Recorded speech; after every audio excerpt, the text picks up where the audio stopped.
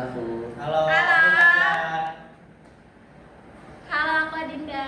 Halo, aku Misha. Aku Dewia. Aku Nanda. Kali ini kita akan bahas topik yang sangat menarik nih teman-teman, yaitu turunnya angka kemiskinan di Indonesia pada tahun 2025 jadi 8,47%. Coba kalian bayangin deh, dari tahun ke tahun turunnya angka kemiskinan itu jadi isu terberat di Indonesia. Tapi sekarang Indonesia berhasil nurunin angkanya ke level yang terendah dari sejarah lainnya. Hari ini aku nggak sendirian nih teman-teman. Udah ada narasumber keren yang bakal ngobrol bareng aku. Kita mulai dari Mesia dulu nih. Hai Mesia. Hai semuanya. Nah, Menurut kamu gimana sih penurunan kemiskinan di Indonesia pada tahun ini? kalau menurut aku ya, kalau misalkan dilihat dari data BPS, dan kalau dari bulan Maret 2025 kemarin tuh angka kemiskinan di Indonesia tuh udah mulai turun. Karena di tahun 2024 tuh angka kemiskinan di Indonesia tuh hampir 9,36%. Nah, sedangkan kalau misalkan kemarin di bulan Maret tahun 2025 itu udah di angka 8,47%, yang dimana angka kemiskinan itu turun 0,9%. Nah, itu tuh karena kebijakan pemerintah yang kasih peluang ke masyarakatnya, dan biar masyarakatnya tuh nggak cuma ngandelin bantuan dari pemerintah aja kayak bantuan sosial, tapi pemerintah tuh ngasih modal, ngasih biaya ke masyarakat biar mereka tuh bikin usaha seperti UMKM. Terus juga pemerintah juga kasih pelatihan kerja yang luas biar masyarakat juga bisa kerja sesuai dengan bidangnya masing-masing. Wah, keren banget ya. Jadi sekarang bantuan pemerintah itu nggak cuma dari uang doang ya, tapi juga ngasih bekal biar orang bisa mandiri. Nah, itu. Jadi pemerintah tuh bukan cuma ngebantu masyarakatnya aja, tapi pemerintah tuh ngedorong masyarakatnya biar berkembang. Jadi mereka tuh nggak nge-stuck di situ aja hidupnya. Jadi mereka tuh bisa dari miskin bisa jadi kaya gitu. Wah, keren banget Malaysia. Sekarang gue pengen ke Dawia nih. Daw, menurut lu nih dari manusia sendiri itu gimana? Apa peran SDM itu ikut berpengaruhnya juga? Pastinya dong, menurut aku faktor men atau bisa disebut sama sumber daya manusia itu sangat penting karena itu tuh memiliki SDM yang tinggi, yang dimana pasti dia punya skill, semangat kerja, sama mindset yang lebih positif, atau otomatis juga dia bisa meningkatkan taraf kehidupan dia untuk selanjutnya. Terus juga sekarang juga banyak banget kan pelatihan kerja gratis dari pemerintah. Salah satunya tuh ada BLK atau Balai Latihan Kerja yang ada di daerah-daerah, dan itu sangat benar-benar mengangkat masyarakatnya untuk terus upgrade ke kehidupan yang sekarang ini. Oh, jadi intinya itu bukan cuma ekonomi yang naik ya, tapi kualitas manusianya juga makin keren ya. Iya, karena kalau masyarakatnya juga berkembang, otomatis ekonomi juga bakal berkembang. Sekarang tuh orang-orang juga mulai sadar tentang pentingnya pendidikan sama skill untuk menjadi investasi kita di masa depan, masa lampau gitu lah. Setuju banget. Nah, sekarang gue mau ngobrol sama Nanda nih. Nan, katanya teknologi juga punya peran yang sangat gede dalam penurunan kemiskinan ya. Benar, sekarang tuh yang bikin aku senang tuh udah banyak banget masyarakat yang sadar ya sama digital. Jadi mereka tuh udah paham banget sama teknologi. Bahkan UMKM aja, mereka tuh jualan tuh lewat platform aplikasi apapun, dari TikTok, Instagram, Shopee, dan manapun lah. Contohnya tuh ada nelayan, petani, mereka tuh jualan hasil panen mereka aja tuh bisa live di TikTok atau di Shopee. Jadi ya ini bisa jadi jembatan lah buat mereka jadi sukses gitu. Keren banget sih. Jadi bisa dibilang kemajuan teknologi bikin masyarakat lebih bebas dan kreatif dalam mencari rezeki ya.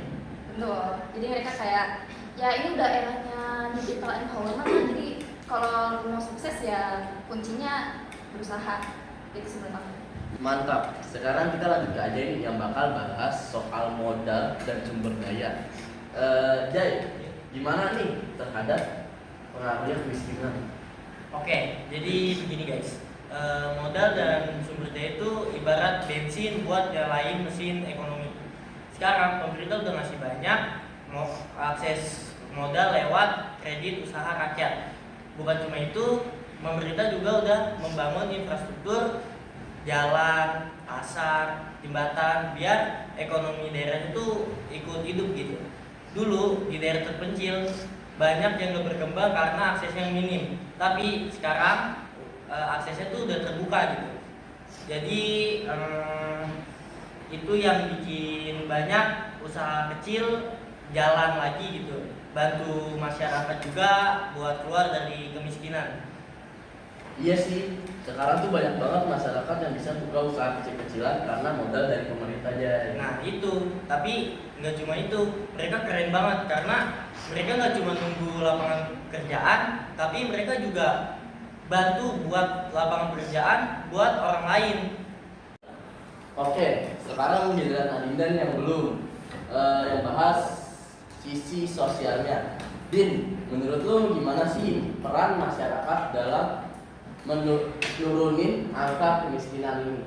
Ini topik yang menarik banget. Jadi kalau kita ngebahas tentang angka penurunan kemiskinan, kita jangan lihat dari sisi program pemerintah atau sisi angkanya aja, tapi kita pastinya juga harus lihat dari sisi manusia atau sosiologinya, dari semangatnya, empatinya, dan rasa saling pedulinya. Nah, aku tuh ngerasain banget kalau sekarang ini perubahannya tuh benar-benar keren banget. Aku tuh merasa bahwa sekarang tuh masyarakat itu udah sadar gitu loh kan, sekecil apapun bantuan yang mereka berikan kepada orang lain itu benar-benar bermanfaat dan juga berarti banget. Misalkan kayak bantuan donasi online, terus beli jajanan di pedagang UKM lokal, terus juga bantuin promosiin jualan teman. Dan hal-hal kecil yang kayak gitu tuh benar-benar walaupun kita anggapnya sepele, tapi itu memberikan efek yang besar banget buat kita.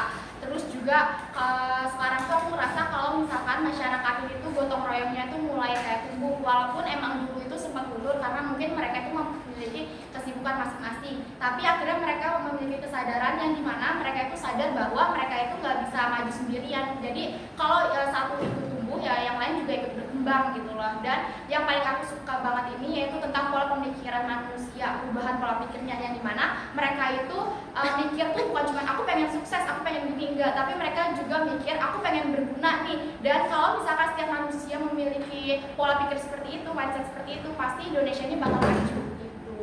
Gila, dalam banget sih Din. Berarti bukan cuma soal uang ya, tapi juga soal hati dan empati. Ya, bener banget. Kadang yang bikin kita itu semangat itu bukan cuma soal materi, tapi juga tentang dukungan. Dan juga pastinya kalau misalkan kita didukung dari masyarakat sekitar, orang-orang sekitar, dan selama tangan kita itu masih di atas, bukan di bawah, pasti Indonesia nggak bakal kehilangan harapannya. Nah, gue setuju banget tuh sama Dinda. Sekarang juga gue ngerasain energi positif dari anak-anak muda sekarang tuh yang mau ngebantu masyarakat buat kasih modal untuk mereka jadi pengusaha gitu. Nah itu dia, aku percaya banget sama generasi muda zaman sekarang karena mereka tuh mempunyai peran besar banget. Bukan cuma jadi penonton, tapi mereka sekaligus pelaku. Kalau misalkan gotong royong itu selalu kita jaga, pasti kemiskinan, terus juga kalau misalkan kemiskinan itu kita tekan, pasti itu dia bakal hilang gitu loh. Jadi yang penting selagi kita menjalankannya secara bersama, yaitu bakal menghilangkan kemiskinan itu. Pokoknya kita jalanin bersama, tapi jangan ditinggalin. Masya Allah, wah bener banget tuh Din. Oke guys, ini keren banget sih pembahasan kita hari ini. Jadi bisa disimpulin nih, penurunan angka kemiskinan di Indonesia pada tahun 2025 menjadi 8,47% itu bukan kebetulan. Itu hasil kerja keras manusia, dukungan teknologi, akses modal, dan semangat gotong royong masyarakat. Terima kasih banyak sumber-sumber yang sudah datang hari ini, Mesia, Dawiyah, Nanda, Ajay, dan Dinda. Dan buat kalian semua, jangan pernah berhenti berusaha dan saling bantu karena perubahan besar selalu dimulai dari hal kecil. Sampai jumpa di podcast kita. Dadah. See you guys.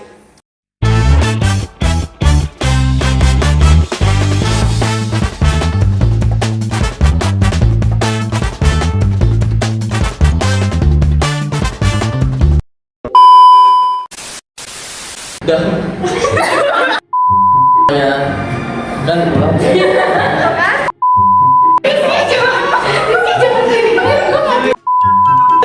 udah ketawa sama gua. Apaan? Gini, Ih, tuh ini ya.